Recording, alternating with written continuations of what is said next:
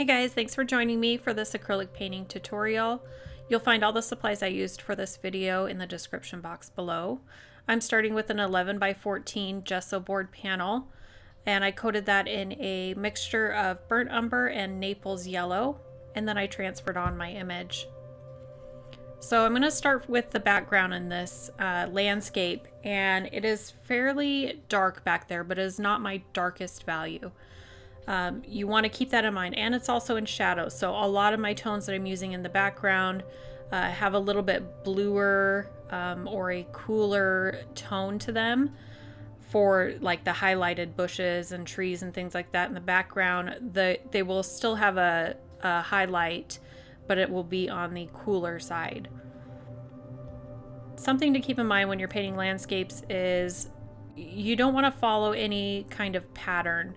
You really want things to appear natural, and in order to get that, you want to have some chaotic brush strokes, and using a lot of different variety of brushes helps keep that chaos. It helps keep it so that nothing is really uniform.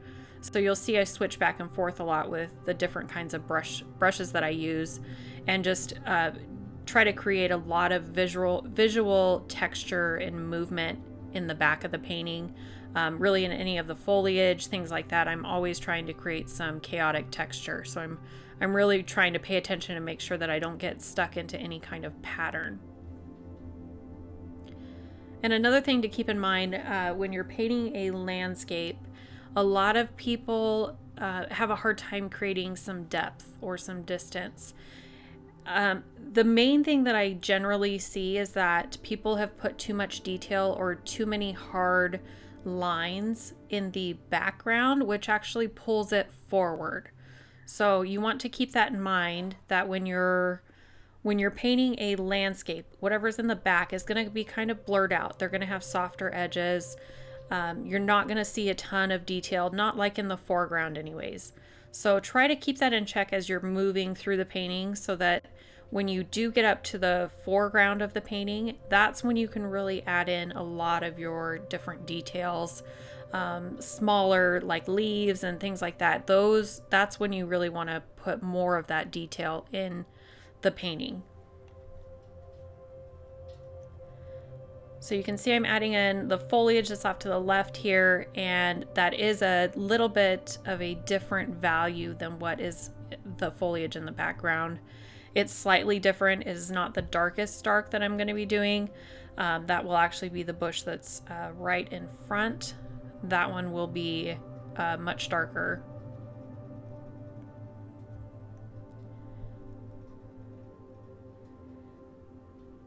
And I'm not using to highlight any of this, I'm not using any pure white. So that is really important, and a common mistake that I see in beginners is they put as their highlight in all areas of the painting is pure white. The pure white should be used minimally, so only when it's absolutely necessary. There was nowhere in this painting that I used completely pure white, except for, you'll see on her dress, there was a few polka dots that were hitting the sunlight that I put pure white in. That was the only pure white. Everything else is mixed with a little bit of yellow, sometimes a little bit of the red, sometimes the green, so it just depends, but it's always mixed with another color to tone it down just a notch, just a little bit, so that it's not as harsh as pure white. So here's where I'm using my darkest values. This area here, I'm just, as I'm applying it again, I'm keeping in check, making sure I am providing chaotic brush strokes. I'm not filling anything in with really blocky lines or solid lines. I'm really kind of cross-hatching everything, just being really sporadic. That really helps you not to get into a pattern, and to make it look a little bit more natural.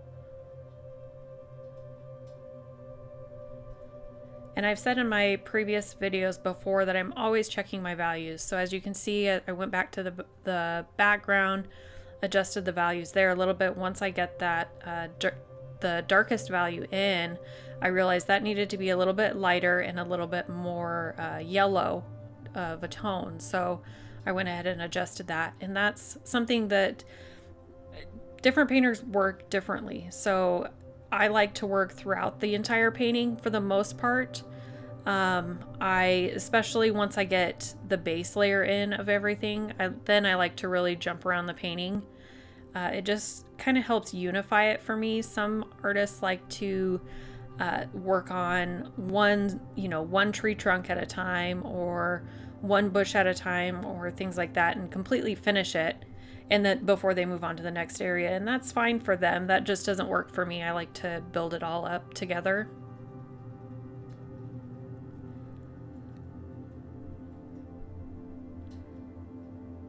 So as I'm painting this path, this will be a good example of what I was talking about with detail.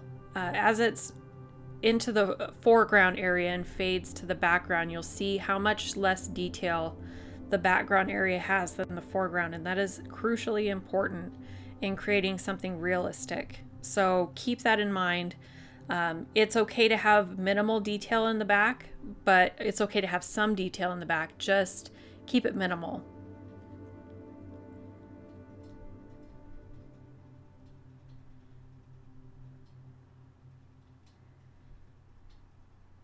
Any of the shaded areas that I'm painting in, I'm trying to keep a cooler tone, like I said before.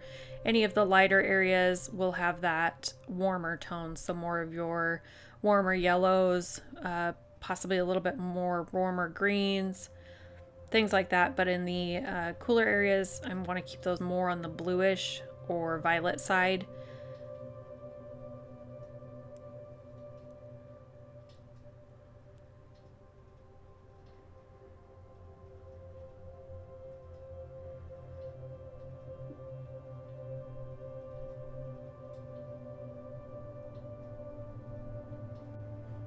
So you can see I'm putting in some of the detail now into the foreground on the path, and I do sporadically jump to the background of the path, and that's to keep so that I don't have any harsh stopping points of when I'm putting detail in the front.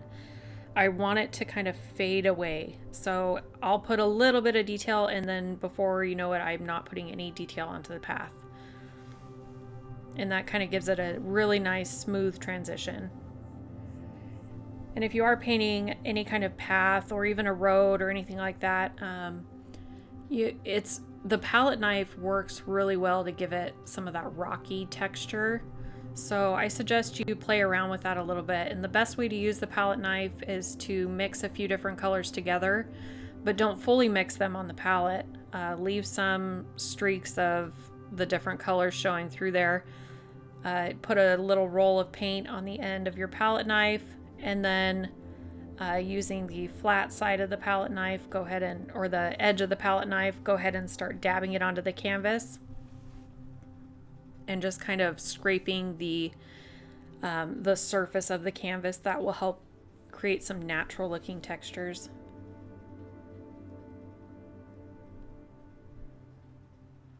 So this is the part of the painting when I've got most of the base laid. Now I can really start to adjust my values, start to add detail where there needs to be a little bit more detail. But I don't want to start adjusting my values too much until I have my brightest brights and my darkest darks onto the canvas, because then I can decide what lies between that. As I look at the photograph, I can decide this area needs to be lighter, this area needs to be darker.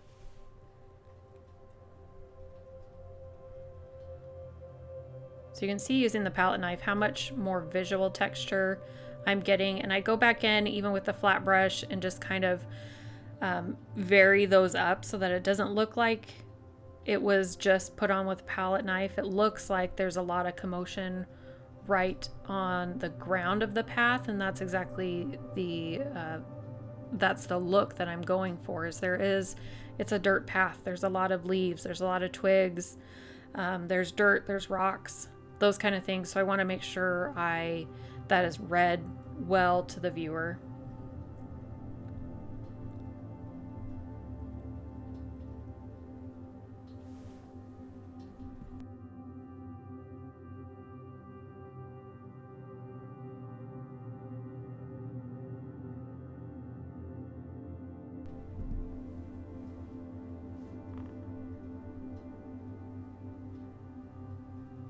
Again, just, you know, adjusting my values. I do that constantly as I'm painting. It is extremely important if you're going to paint anything somewhat realistic. You want to have your values in check at all times.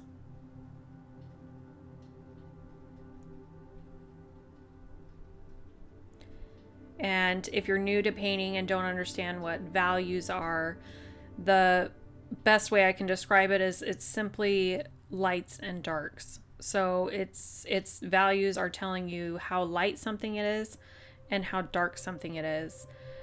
You can doing like a grayscale painting, that if you want to work on your values, that's the best way that you can work on your values. Just using black and white and mixing all the in-between colors, those will give you the best practice for values.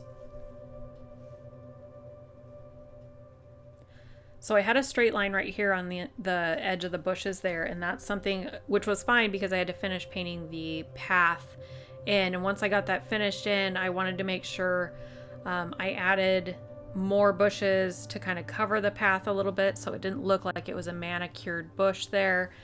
This is nature, so it's not gonna, you know, it's not gonna have trim bushes and things like that. So adding some more leaves that go into the path, that kind of breaks up that line a little bit.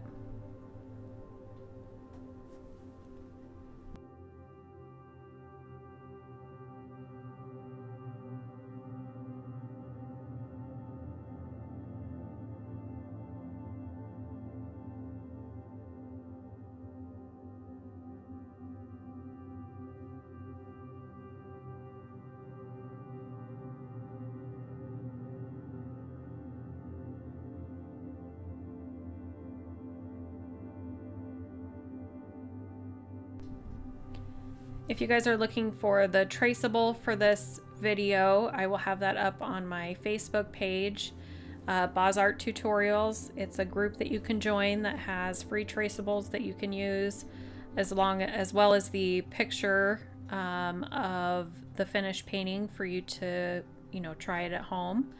I do have in the description box below, I'll have a link to the transfer paper that I recommend.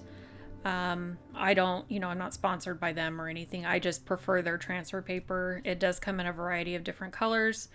And if, you know, if you don't end up covering all of your transfer lines when you're finished with your painting, it's easily erasable with just a paper towel and a little bit of water. It comes right off.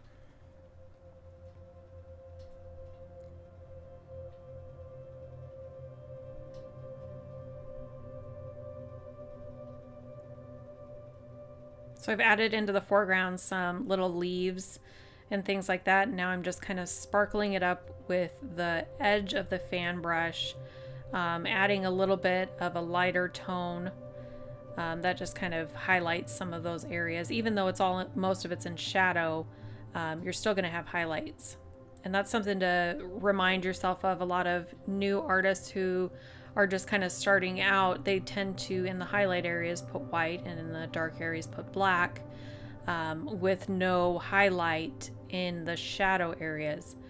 There's rarely ever a chance that you're going to have just pure black in a landscape painting, or anything in nature or anything like that. So you always want to have some kind of a suggestion of a highlight even in a shadow area.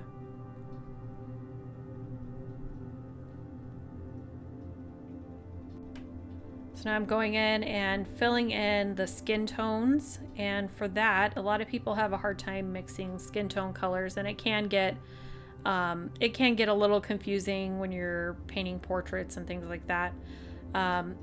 A good starting base that I've found is just using Cad Yellow Medium, Cad Red, or you can use Alizarin Crimson and Titanium White. Those are your three main colors that you mix together to create the kind of tones that you want. You can also add in burnt umber to that mixture just to kind of gray it out just a little bit. which is actually what I did for the shadowed areas that you see on her legs and the side of her arm. I added in burnt umber to that, and that just brought the value down a little bit so it would appear like it's in shadow.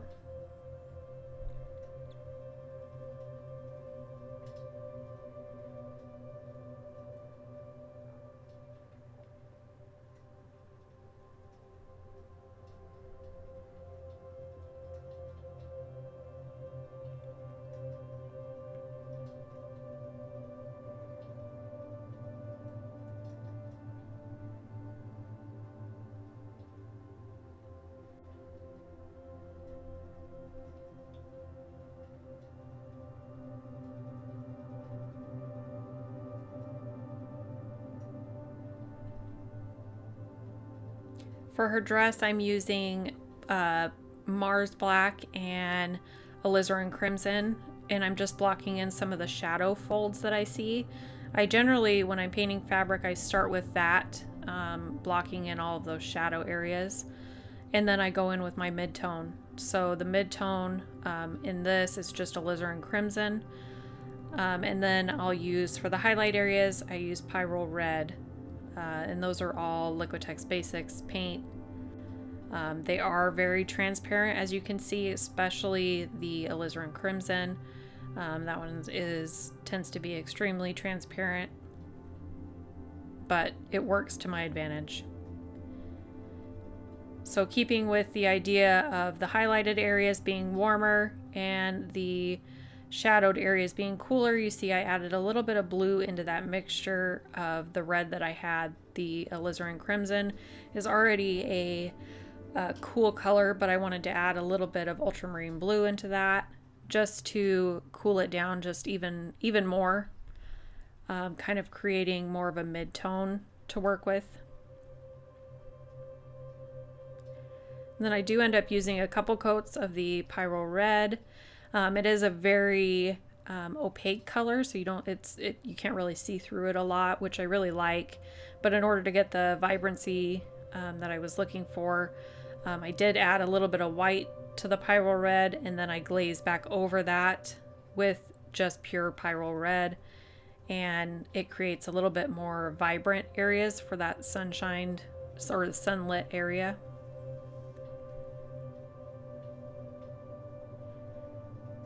And I use the same concept as if when I was painting the landscape.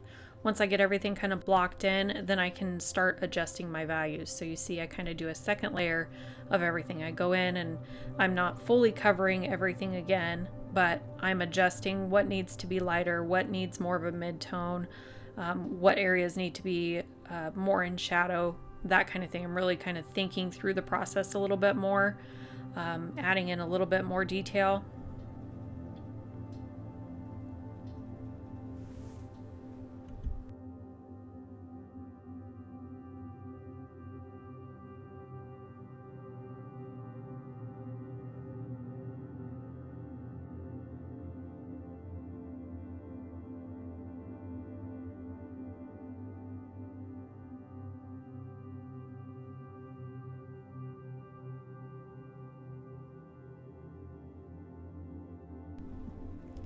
And once I got her dress in, I realized, okay, her legs, because it is such a vibrant color on her dress, her arms or her skin really needed a little bit more vibrancy. So I did go back in with a mixture of the Cad Yellow and the Cad Red, and or the Alizarin Crimson, and really kind of less of the white, and really created a little bit more vibrancy in some areas.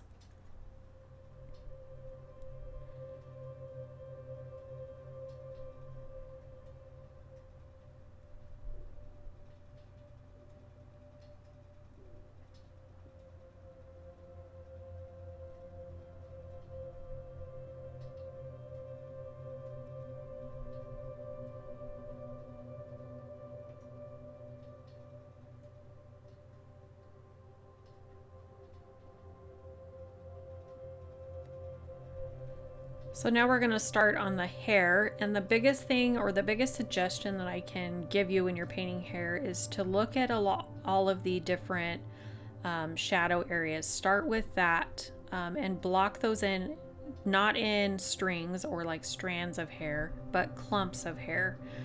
You don't want to add any real strands of hair until the very end, when you can maybe add some little flyaway wispies, those kind of things, but otherwise it's just blocks of color.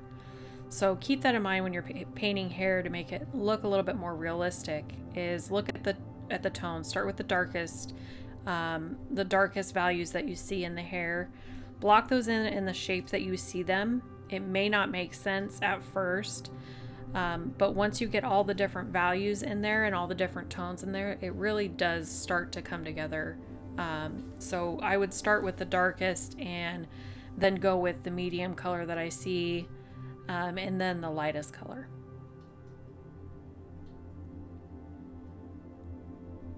And reserve picking out those little strands and things until the very end, when you can really start defining certain areas.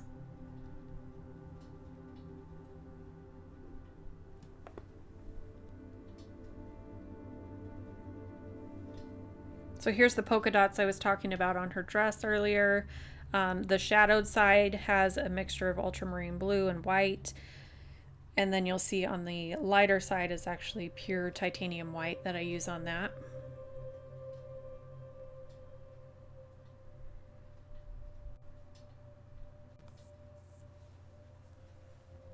So you'll see in just a moment I start going in and putting in the drop shadow underneath her, and that's really important to kind of set her into the painting. It's one of the final touches that I usually do if I have a figure in the painting. So make sure you, in order to plant them into it, you really want to make sure that drop shadow is there, otherwise they look like they're floating. And that pretty much wraps up the painting. If you guys have any questions, you can leave them in the comment box below or join my Facebook group, Boz Art Tutorials. And I hope to see what you all have painted, and we will see you next week. Thanks.